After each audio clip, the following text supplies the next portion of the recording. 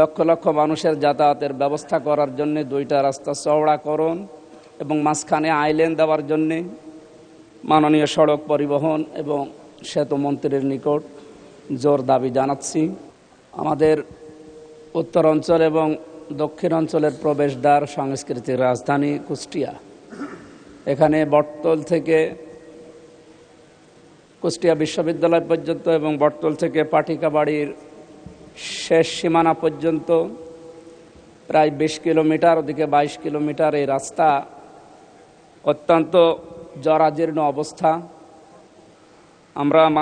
আমি মাননীয় মন্ত্রী সড়ক পরিবহন মন্ত্রীর নিকট আবেদন রাখছি, আমাদের এই দুইটা রাস্তা বিশেষ করে 42 কিলোমিটার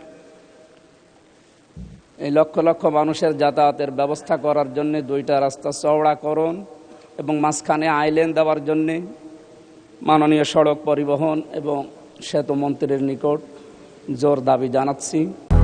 200-র বেশি সার্ভিস ও ফিচারে লেনদেনের সব বিকাশ অ্যাপে সম্ভব।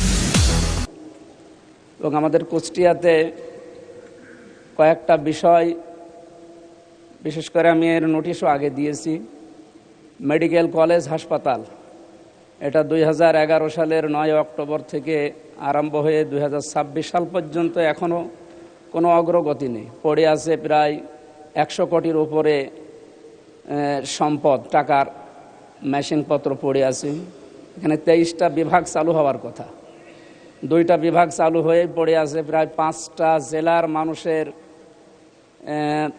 18 থেকে 20 লক্ষ মানুষের এখানে চিকিৎসার ব্যবস্থা করা সম্ভব যদি এটা অতি দ্রুত চালু করা হয়।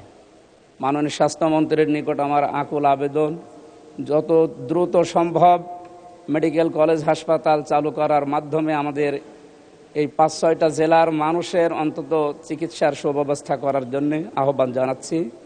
মাননীয় স্পিকার, আপনাকে